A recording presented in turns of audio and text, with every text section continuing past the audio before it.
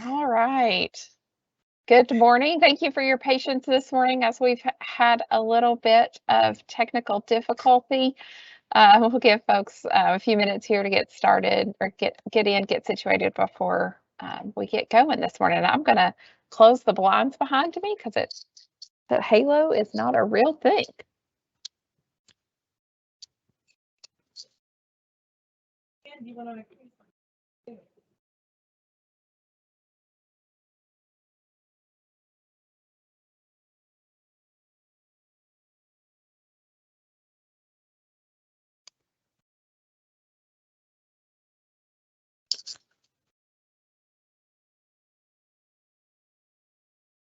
All right. Hopefully that is a bit better. See here. Give everybody just a few more minutes here, maybe another minute and a half.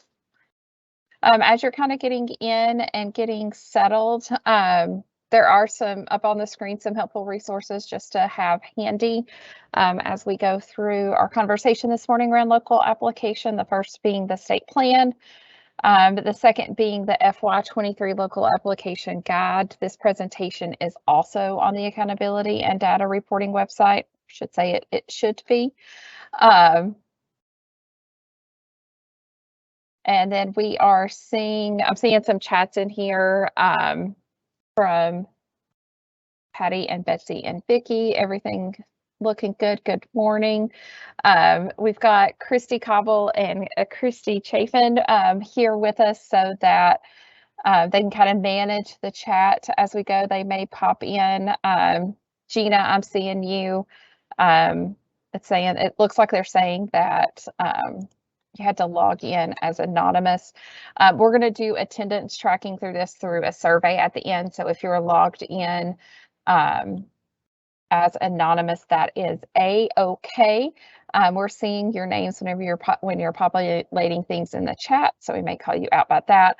But ultimately, it'll be the survey after the session that will track your attendance. So just make sure you complete that. Got a lot of good mornings coming in, so I feel like I can't see. Oh, we've got 91 of us here, it looks like. So we'll go ahead and get started. Good morning. Happy New Year. Welcome back to hopefully what's going to be a great 2020. As we come through and get started with our financing portion for the local application and planning as a result of all the work that you've been doing over the last few months around your comprehensive local needs assessment, we are ready for the next step. I'm just going to make a technical piece for our Christie team squared. If you guys will just publish anything that comes through, like as a good morning message or things like that, and then so that way it'll just leave the questions, but everybody else can see everybody's morning greetings. If you'll just do that in that live Q&A session, I would appreciate it. Awesome. Let's get rolling and going. We've got a little bit of content here to cover this morning. So we're going to be focusing on the FY23 local application process. This is kind of a fresh reset after we've just done that CLNA. So the work that we're doing now will hopefully set up not only your district for success over the next school year, but for the next 2 school years. Always we want to ground ourselves in our best for all strategies here. Just noticing this slide is the outdated slide, so we'll sneak on to the next one here. Our work is firmly planted in that student readiness strategic priority and equipping students, all students, to serve the academic and non-academic needs of all students with those robust career pathway opportunities, programs of study, and to that real-time support. So where we're going to be today is talking very much about all things local application and how that relates back to Perkins 5. There are going to be some different questions that I'll pose to you at the beginning of a section, so that way if you've got questions specific to those topics, kind of at the end of each one of our kind of subgroups, we'll pause, answer questions that have come in through the chat. kind of break up the presentation in that way. But we're going to first talk about like what is Perkins 5 funding in terms of the basic program improvement. So that entitlement application and how Perkins Basic is different than Perkins Reserve. We'll go through the purpose and the goal of the local application, and then we'll spend the majority of our time talking through some of the changes and updates that you'll see in ePlan this year. Just real quick, a resource introduction of all the things you'll have available to you over the next 2 months as you're in this season. You'll have the guide for the local application that should be up on the website. If it's not up right now, it should be up today. You of course have the presentation that we're going through today that'll be loaded up on the data and accountability site as well. Also on that same data and accountability site are the local expenditure and implementation guide, as well as the Perkins 5 expenditure test. So as you're getting into the budgeting sides and just making sure that your plans to charge various purchases to various line items are the correct line items to charge them to. Of course, you'll have the access to this recording of today's session. And then you'll have your regional study council and one-on-one meetings with your core consultants throughout the month of January. We'll be together at the beginning of February, so there won't be a regional study council since we'll be having our winter quarterly meeting then. But of course, there'll be time when we're all in person to also talk through local application and kind of respond to maybe some of the obstacles that present themselves over the next month and just ideas share with those outside of your region. So as we are kind of getting into our first session, I will say that I'm working out of a couple of different screens. So if you see me kind of eyes moving, looking at different sideways, I'm trying to check your chats as well. But as we go into the Perkins 5 basic funding overview, if you've got questions, anything around how do districts get the money that they are allocated, anything around that funding piece, if you'll just drop it into the chat, we'll answer those questions here at the end of this section. All right, so Perkins Basic funding overview is basically as part of the state plan. Each state establishes how they will take the total federal allocation and divide between secondary and post-secondary. For Tennessee, we say 10% of the total allocation is set aside for leadership, 15% is set aside for the administration, and then 85% is set up into local funds. Page 108 of the state plan kind of shares this distribution chart that's over to the left of the screen. So when we're talking about local funds, and this is where Perkins basic funding comes from, as we're talking about local funds, 85% of that 85 of the total allocation. So 85% of $85, if we're gonna start with $100 as our total allocation, goes to the basic program improvements, which is essentially the secondary side, or sorry, for just basic program improvements for both secondary and post-secondary. And then 15% of that $85 from the $100 total allocation goes to the reserve funding, which we will open reserve next month, kind of as a support and partner to the basic funds, but they are two separate funds. So as we're taking 85% of our $85 for program improvements, another 85% is what goes to secondary basic programs, and then 15% goes to post-secondary basic.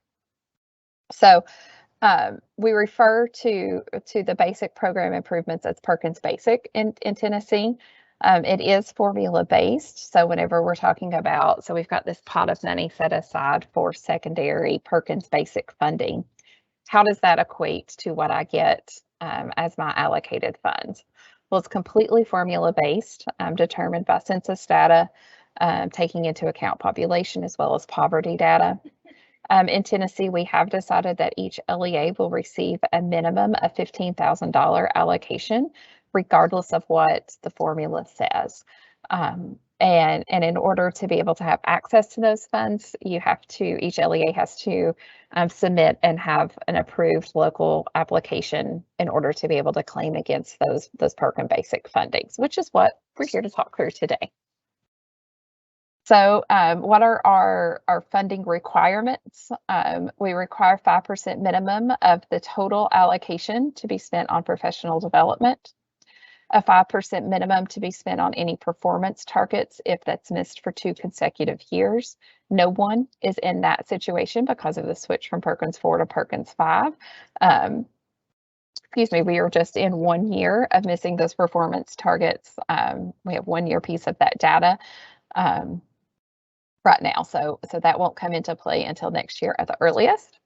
But then we do have a number of maximums. So you can spend 5% maximum for administration of the grant. And so these are activities that directly relate to your LEA being able to administer the funds. 5% for consumables, 5% maximum for maintenance of any equipment or materials. And then lastly, we have a 20% maximum for CTSO related expenses. So with that, I'm going to switch screens here and just see if we have any questions that have come in. That look pretty good. Awesome. So that's just kind of the standard hatch. Not a ton of change between Perkins 4 and Perkins 5 there, but just want to make sure we've grounded kind of where this money comes from, so that if folks in your district have those questions, you've got these resources here as well as a firm understanding yourself. So now we're going to move into talking about kind of why we do the local application. So if you've got questions around why you have to submit an application, feel free to drop those into the chat. We will either answer those individually or personally to you. Let's see here. And just as an announcement here to kind of put it into words a little bit later in the presentation, if you've had to log in as anonymous, that is A-OK. We're going to track attendance through this survey that will be shared out at the end of this session. So if you're in here as anonymous, you are 100% fine. It will not impact the tracking of your attendance. And we're happy you're here. All right, so let's head into this local application piece. So the purpose of the local application, first and foremost, is to meet federal guidelines to access and use that basic program improvement, basic funding, as we call it here in Tennessee, for Perkins 5. So as we just saw, the federal legislation requires that local agencies submit an annual local application. It should also help guide your CTE programs for the entire fiscal year. I think very specifically, it should guide what actions you're going to be taking over the next school year, but then it should also kind of as we're setting these 2-year benchmarks of where we're hoping to go and what we're hoping to accomplish, it kind of helps provide that roadmap, not only for the actions that you'll take over the next fiscal year, but also kind of where you want to be in 2 years' time. And then lastly, it's your LEA's promise to support teacher and student growth. So at the end of the day, Perkins boils down to being able to provide access to all students around career preparation and career readiness. So it's the LEA's promise of how that's going to be executed using these federal funds. So we have 9 different pieces that are required components for every single local application. Where this kind of will play out in ePlan is that this will be its own page where you will write a description of each one of these 9 things. You'll describe your CLNA results. That's not necessarily just linking back to that CLNA that you put into ePlan last month, but just a brief description of what were your results, where are you planning to focus. Provide information on the course offerings and activities for 2 state-approved programs of study. This information you'll put in a couple of different times as you are entering in your 2 programs of study and kind of aligning as to what post-secondary opportunities there are related to those partnerships you have with post-secondary institutions. Please just make note that those are the programs of study that if you're selected for desktop monitoring, those will be the two programs of study that we will want to take a look at SSQI portfolios. So if you have phenomenal programs of study that are run completely by partnering TCAP, those are not the best to put to identify as your two programs of study.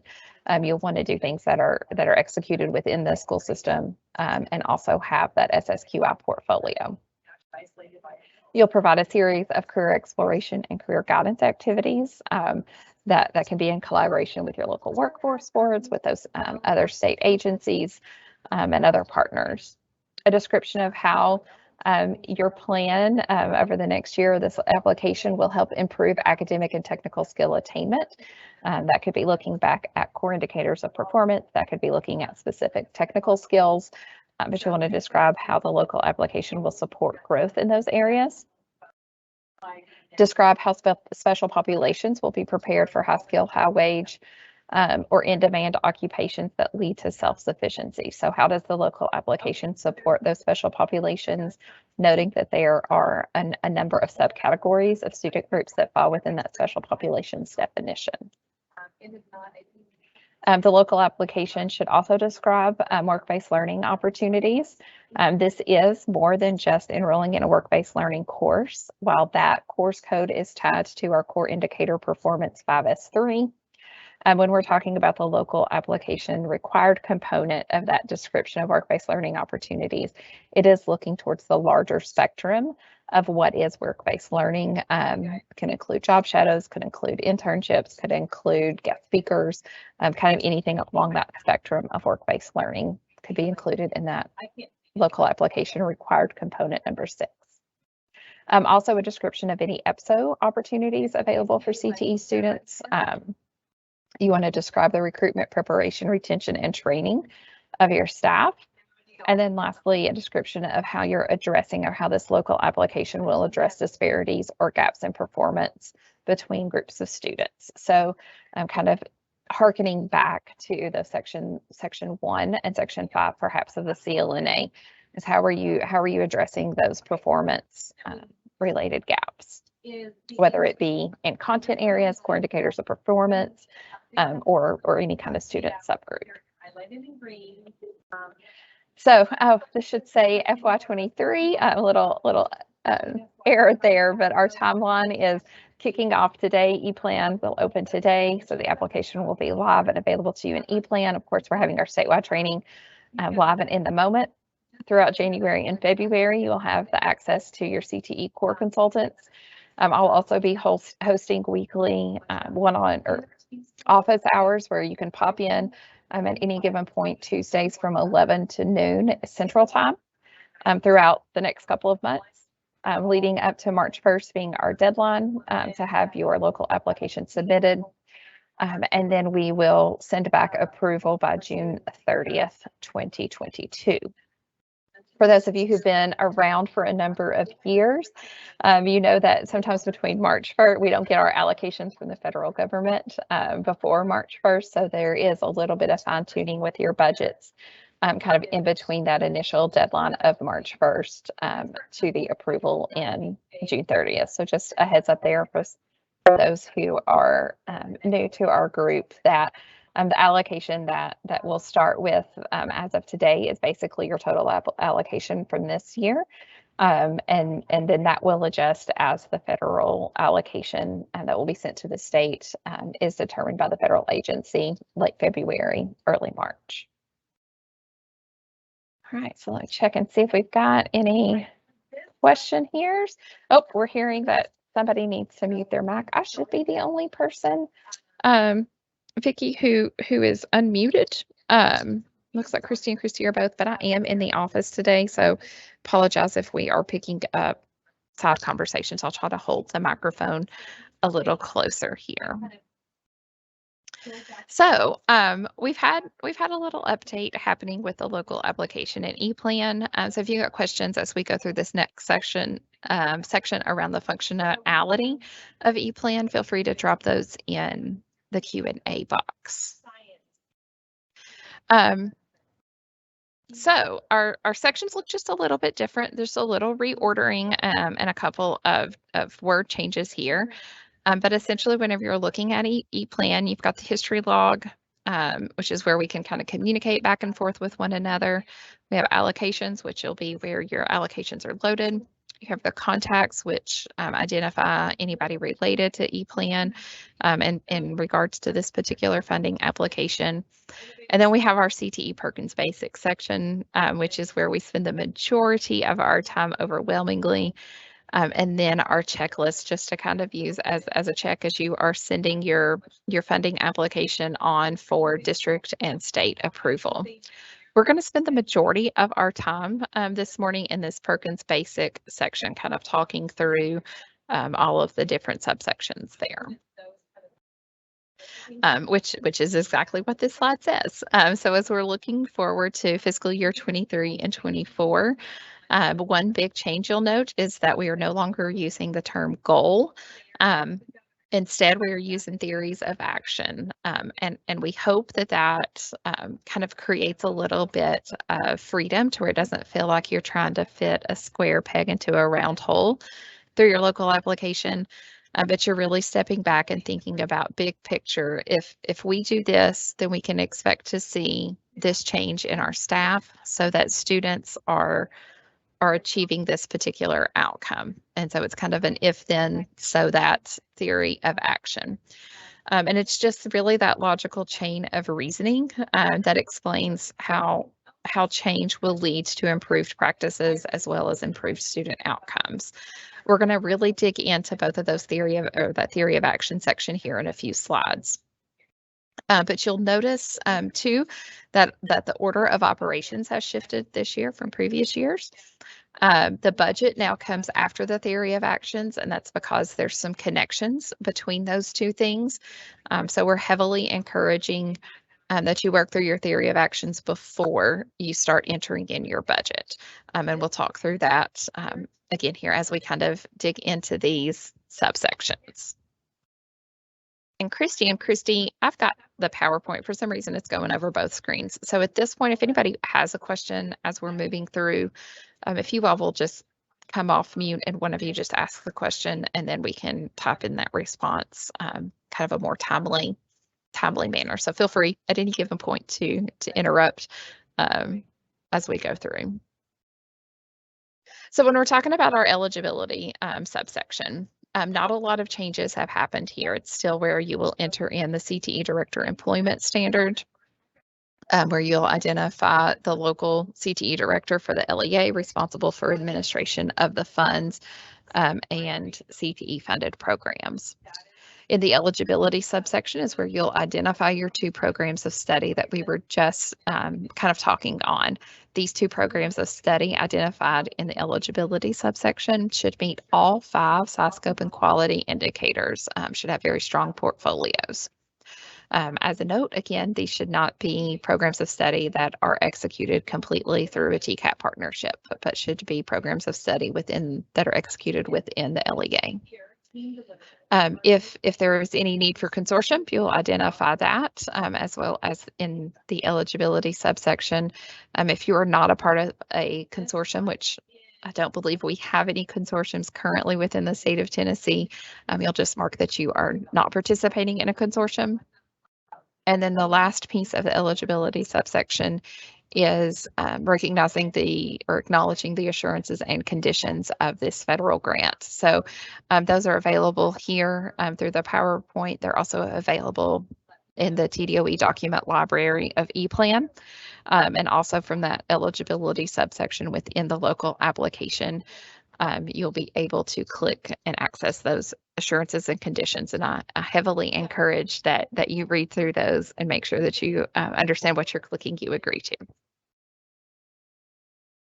So as we kind of talk through the application component subsection, these again are going back to those 9 local application components that we just kind of talked through.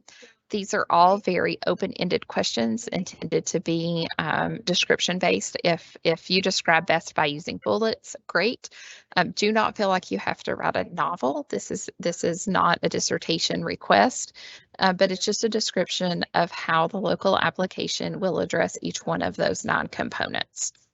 There's more information in the application guide, pages 10 and 11, that will help share what those application components are. So, as we're thinking about our theory of action subsection, so the new part for FY23 these will carry over to FY24. So each LEA has to have 2 theories of actions, just very similar to how we had 2 goals. But instead of the goals kind of having to fit within time frames and kind of following that SMART format, we want to take our step back and just say, what are we really trying to achieve through Perkins funding over the next 2 years? So again, it's that logical chain of reasoning that explains how the change will lead to improved teacher practices and student outcomes, or just district practices as well. So if we do this, then we can expect that, so that students are whatever they may be. So if we implement career readiness opportunities throughout every middle school, we can expect that students will enter into a program, a study that aligns with their interests and aptitudes, so that they are ready for a successful career post-secondary. Very much on the spot theory of action there. So pardon me if your core consultants are like, well, we'll make that bigger or smaller as we go. But just kind of that thought process of what are we going to do that's going to impact improved practices that will lead to improved student outcomes. The theories of actions must be based on the FY22 CLNA results, the CLNA that you just completed in December. They have to be grounded in that, and that these theories of actions will stay for the next 2 years. So give yourself a 2-way lead room. And I feel like I heard somebody come off mute. Sarah, that was me. Do you care if I interject for a minute? Sure, I would love for you to. I'm going to take a sip of some water. Okay. I just want to say, I know we're probably all thinking, why are we changing something that works? Based on what I've looked at with theories of action, I think as a former director, I think it's going to be a little better for us. They're a little broader, so they offer more flexibility in what we can do, and we don't have to force our action steps to spend the money that we have. And instead, we're going to move down to what Sarah's calling SMART action steps. And I think that's going to make it easier to track successes that we have. They'll be easier to see what we've done.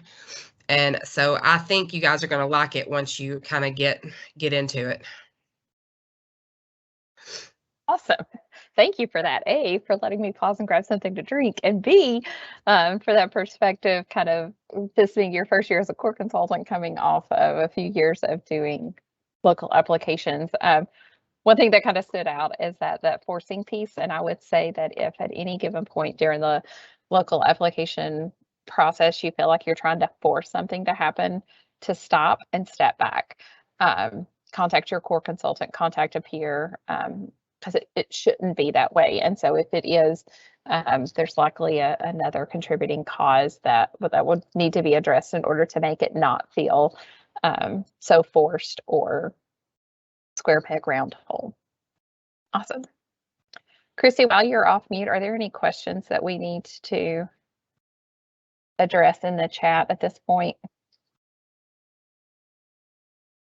We had one that asked, will the CLNAs be approved before they start their local application, or should they just go ahead and start and they'll be approved simultaneously? Sure. So CLNAs have to be submitted, but it's not that they don't have to be approved like the local application has to be approved. So as long as, and this should have all happened by last month, as long as your district support has said, yep, these are good, and they've signed off on it, then feel free to go forth and continue. I'll be going through the CLNAs kind of as I read them. I'll mark them as approved in ePlan, but it's not a pause point for you to wait for action until you receive that approval. It's more of a notification that I've taken a look at it, just for my information's sake as well. So yes, go forth and conquer using the information from your CLNA. You know best kind of what your needs assessment are. And we just take it as information and as our due diligence with the federal legislation? Great question. So do not wait for me. Just go through and continue your local application planning. All right, so when we're talking about theories of action, they can be of a multitude of different grain sizes, right? So what's right, what's best for the local application? So we're going to go through 3 different kind of grain sizes: a big, a small, and then a medium. So our big grain size would focus on the big picture. Excuse me. So for example, if we partner with local workforce development boards and other agencies, we can develop a series of career exploration guidance activities so that students are prepared to enter the workforce upon graduation. Pretty broad, pretty big picture. Some possible action steps that could come along with this particular theory of action is a focus on gaining workforce feedback from advisory councils, development and implementation of career readiness, career exploration and career guidance activities. That particular action step could include could address some professional development needs. And then a potential kind of outcome that you could be looking for from your action steps is improvement on the core indicators of performance 5S3 and 5S4, so that work-based learning participation, as well as ready graduate. Something to consider if you're thinking about a theory of action within this kind of, what I would say, big grain size. Is it too big to clearly define your intentions over the next 2 years? So kind of as you're thinking about that grain size, you want to make sure that these theories of actions really are descriptive to describe the change you're expecting to see over the next 2 years, and maybe not over the next 5 or 10. You may be good to have those kind of bigger theories of action harkened back somewhere in your office or within your district or within your with your teams about what are we really going towards in the extra long term, versus what are we looking towards in terms of the local application being a 2-year runway. So then we hit this middle size, so it kind of maybe focuses more on state plan district priorities. So if we support high quality programs of study by ensuring that vertical alignment to career pathways, then students will have access to seamlessly transition to high skill, high wage, and or in-demand occupations or industries so that they're prepared for college and career success upon graduation. So some possible action steps around this particular theory of actions: to establish a new program of study, including any professional development activities or equipment purchases that would be necessary for that to be successful. Improve current programs of study. That could involve some professional development, could involve better alignment and showcasing within the SSQI portfolio, updating equipment, etc. You could look at any of the core indicators of performance as a potential outcome here, kind of across the board, depending upon the specificity of your action steps. One consideration to kind of think about with this particular grade size is, do my action steps get so small that there are more tasks to be done rather than actions to be completed? So again, kind of going back to the basis of where our funding is with Perkins Basic, is that it's formula based. You don't get, it's not competitive. There's not an opportunity to get more basic funding. And so we don't want you to feel like you've got to put every last thing that you're going to be doing over the course of the next year within your local application in those action steps. And that there truly are just actions that need to be taken that may encompass multiple tasks that need to be completed. Then when we get to our small grain size, focusing on a specific program aspect or specific accountability measure. So example, if we crosswalk CTE courses to science standards, then our students and teachers will be able to connect academic and technical skills so that students are meeting benchmarks on science assessments. So possible action steps here is the creation and implementation of a crosswalk of course standards, including the various PD activities that would occur to make that action happen. Could be establishing communities of practice to connect science and CTE educators. A consideration to think about whenever you're in this small grain size is that, is the theory of action too small that the LEA cannot spend and improve other aspects of CTE? So are you too targeted at this grain size to where you're kind of boxing yourself in for a 2-year, to where you're not meeting the overall goal or hitting all 9 of those local application required components? So the question up here at the beginning that's been across all the slides is, so what's right for the local application size? I'm very much a middle of the road person. So for me, it would be kind of hitting somewhere in that middle grain size category to give myself a little flexibility, a bigger umbrella that these action steps could fall under, but still be able to very clearly articulate to my CTE educators as well as to my various district level stakeholders, what are we aiming to do over the next 2 years in CTE? And then specifically as needed in those conversations, you've got your action steps that can back up how you're going to get that done. So kind of take in those considerations as you're thinking through that grain size for what your theories of action could be. I will tell you, I've had some phenomenal conversations with your core consultants. They are really excited to kind of support and come alongside you around this theory of action work. So during your January study councils, I would expect some like practices around this. So kind of come prepared to have those conversations of, well, this is what I kind of want to accomplish over the next 2 years, and then they'll help you kind of fine tune that and help identify like what's right for an action step versus what should just be a task that is continued off of the plan, but supports the plan actually happening, the application being successful. So I'm going to pause here before we move on and see, are there any questions that we need to address at this point? Does it look like it? Perfect. So when we're talking about action steps, Christy mentioned earlier doing SMART action steps instead of SMART goals. You're not, I will start out by saying you are not having to write an action step that encompasses all of the SMART formula. When we think an E-plan, the action steps kind of go across a row. Across that row, you should hit each one of the SMART elements. So it should be specific, measurable, achievable, relevant, and time-bound. But all of those aspects don't have to be in every single category because sometimes it's just not going to make sense. But your action steps should be rooted in research-based practices that are driving that change you're wanting to see in that theory of action, that are helping support that logical reasoning. And you've got to address some certain things within your action steps, being activities that are going to take place as a part and as a result of funding, any equipment, use of new and emerging technology, professional development, and then harkening back to that local application component of supporting special populations. So those things should all show up within your action steps. So here we go. So let's get into going across the row. So think of this for those of you who are visual. If you want to open up ePlan and open up the application and kind of follow along there. But if you don't, if you're just watching the presentation, we're thinking across a line. For one action step, what are the different things that needs to happen? So first you want to define that action step. This is where you're going to want to look at that specific and achievable piece. What activities are going to take place during the next school year that relate to a theory of action? So that action step could be as simple as hold advisory councils. All the other details of that are going to fall out across the line. So whenever you're looking at the next box is what is the outcome that we're looking for this action step?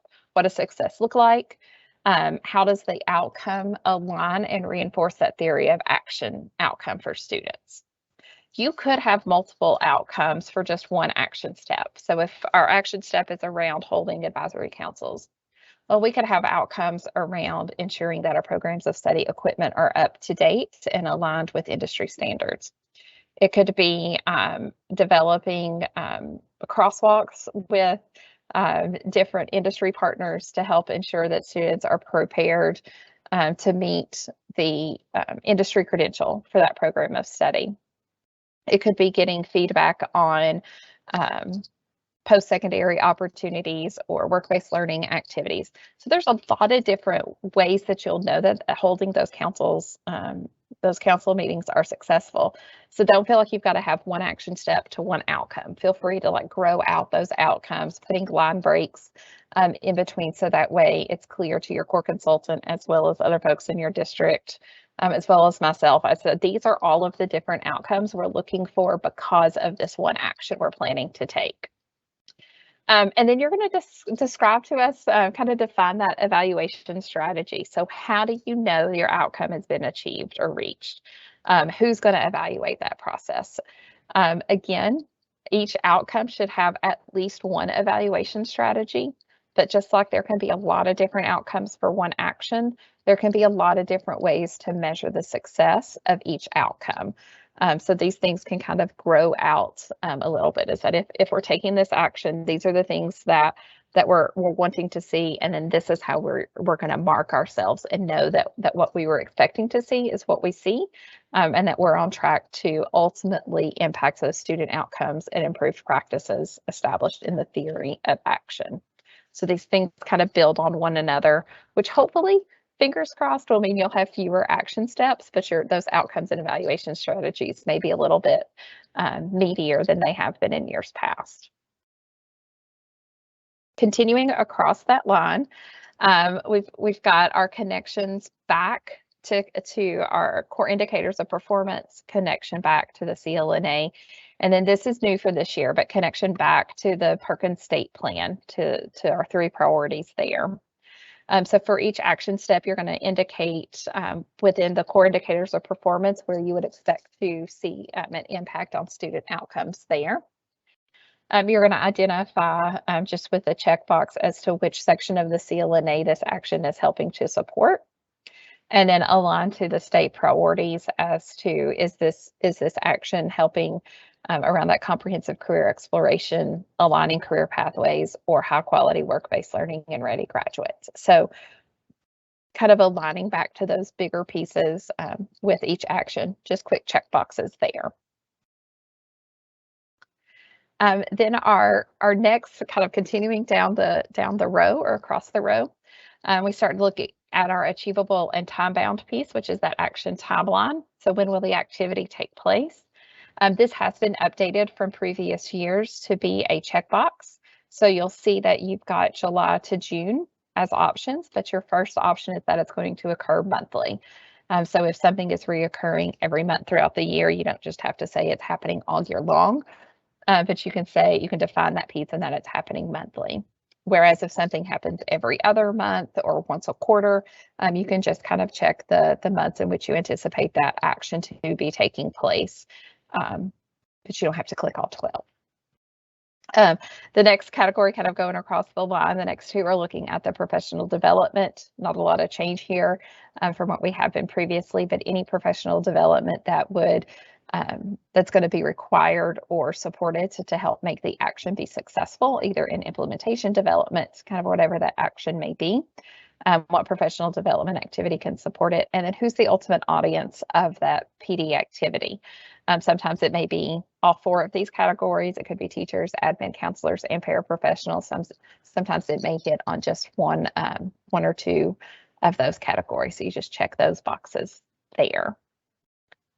And then as we are ending our kind of line, our row across with our action steps, we're back to specific and relevant, identifying any type of equipment that may be needed to help support the execution and the outcomes being sought from this action step. As you are listing your equipment here, do just want to highlight that you do not have to enter in the quantities you're going to be purchasing. But you do need to be a little bit specific, again, kind of go into that green size instead of just saying we're going to buy tablets, saying we're going to buy iPad minis or iPad Airs, or instead of computers, we're going to buy Dell desktops or Dell laptops.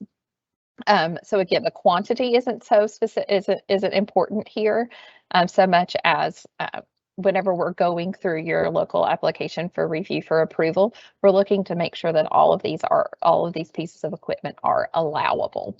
So again, quantity is not that important so much as just listing these are the items we're going to purchase. This would also help whenever it comes time for making any types of amendments. If you don't put the quantities in here, that gives you freedom to maybe just make a budget amendment so that you can buy more of the equipment that's already listed and been approved here and not have to get that quantity increase approved. You'll then identify the program of study and by school and by the specific program of study that is going to benefit from the equipment. So there may be a little bit of organizational pieces here. For our larger districts, when you're dealing with 10 plus schools, it may be easier to upload that alignment piece in a document that you already have, that you've already worked with your teachers, kind of works for your system. So if that's the case, then feel free to just put into this equipment program of study and school box saying that that's attached in the related documents. But we do ask that, and this is a little bit of change for some of our larger districts, that you do just list that equipment listing inside the action step that is leading towards those equipment purchases. Again, not having to identify quantity, not having to break up, but just give us a raw list of the equipment. Happy to help you kind of, if you've got an Excel, we can kind of talk through pivot charts and pivot tables that can kind of come up to easily generate that for you if needed. It would be a great conversation for the check-in in a office hours, Tuesdays, 11 to noon Central Time. So that would be greatly helpful to help us kind of quickly have all the equipment in one spot for some exports that we do on our side. Sarah, there's a question. Sure. When will the CTE basic Perkins plan be available for districts? It should be available now. It should be available in ePlan now. I haven't honestly gone in and checked this morning, had a couple of meetings first thing, but the application should be available in an ePlan today. Oh, I'm seeing a note here that it's not open just yet. Fair. I will check with our ePlan friends as soon as we're off this call and make sure that that's published and ready to go. But it should be open today, early tomorrow. All right, so as we're kind of wrapping up our conversation around the action steps specifically, and again, this is the bulk of our conversation today, is that we have this new action step budget piece. So previously we would put in line items in one box and then the amounts in a box next to that. It was a lot of back and forth as you updated your budget, then you had to go in and update the specific action items because they weren't linked. And for those who did the application process for Perkins Reserve grant last spring, you notice that what you put in the action kind of pre-populated over, or what you put in the budget pre-populated over to your action step areas. So we've taken that functionality and are implementing it in the basic application this year. This is why your budget is listed after your theory of action pages instead of at the very first. Because as you are assigning items to your budget, you're going to identify which action step, which theory of action that particular entry in the budget should relate to. And that will populate here to what's highlighted in yellow. And then you will outline the key priorities for spending in that kind of budget bulleted point narrative. And as we'll talk more about kind of what it looks like in the budget section here in just a couple of minutes that will pre-populate the amount. But let's talk for just a quick second about what does it mean to outline the key priorities for the spending. That's a little bit big picture. So if you think of an action step that has a lot of different funding line items coming into it, what's the purpose of spending the money? Kind of think through answering that question. What's the purpose of us spending all of this different money? What are we looking to support financially? Kind of putting money where our mouth is. What are we looking for? So should kind of align and relay back up to the outcomes you're expecting from that action step, but not all outcomes are fiscally based, right? So you want to have that kind of budget lens as to what are you looking for as a result of spending this money, or what are your key goals there. So we'll pause here for very long, just to kind of keep us on time since we got started a little late this morning. But just a couple of questions here that as you're thinking through your action steps and doing a personal quality check, with your core consultants, just a few questions here for you to consider. So moving into our budget subsection, no category changes for fiscal year 23. So everything should look very similar. One thing to just note is that as we're talking through, let me go back. As we're talking through the differences with admin versus leadership, anytime you're funding a salary through Perkins funding, is that 72230, with the exception of the line item 524, all of those line items count towards that admin max, that 5% max of your total allocation. So just kind of keep that in mind as you are thinking through your budget, knowing there's no change from that from previous years. So when we are in the budget detail subsection, getting in either whether you've uploaded and you're going through and double checking, or you're entering it in item by item, you will need to tag 3 things. First, the theory of action, and so you can just select one of the 2 theories of actions that this particular budget detail relates to. The action step within that theory of action. ePlan is set up to have a maximum of 10 action steps there. So again, this is why this is coming after the theory of action, so that way you kind of know what you've put in as your various action steps, and so you can align those better without having to go back and forth and change. So you'll identify theory of action, action step. That's what keys the system to throw that into that yellow box from a couple of slides back, to throw it into this kind of amount areas as you tag those first 2 pieces of the theory of action and the action step. And then the last thing that you will identify is the use of funds. So you can select multiple uses of funds that this particular expense relates to. You'll note we've taken that out of the theory of action section and it just connected it straight to the budget piece of the different uses of funds that are related for that particular entry. So as you're thinking about budgeting for personnel, there is administration activities that should be charged to 72230, a line item within that budget category. And then there are non-administration of the grant activities, which could be professional development, stipend speakers, travel, curriculum support, etc. That should be charged to either 71300 or 72130 categories. Just note, if you have somebody who you're paying their salary and they are split doing sometimes administration of the grant activities and sometimes non-administrative activities, in your job application or your job description, you'll need to identify the percentage that is administration, the percentage that is not administration, and that should be in concert or in alignment with what is entered into your budget. That person's salary should be divided between 72230 and then one of the other 2 for their non-admin activities. And then the last subsection, then we'll have just a few minutes here for questions. There are no related documents that are required this year. In the past, we've either had you upload job description or job labor market data or things like that. The only thing that you'll upload in related documents is if you are paying salaries through Perkins funds, and then you've got to upload those job descriptions. You can upload a variety of other documents, whether it be anything else you just want us to have, like those equipment lists, where you need to break down kind of in larger detail than what the action step row will allow. You can upload those into related documents.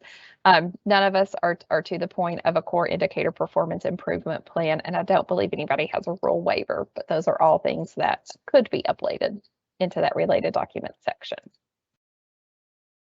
So as we are talking through those job descriptions, just remember that within the job description, you need to identify those line items, those funding source line items within the job description. If a job is paid with both local and federal, I wouldn't suggest that, but identifying whether they're admin, non-admin percentages.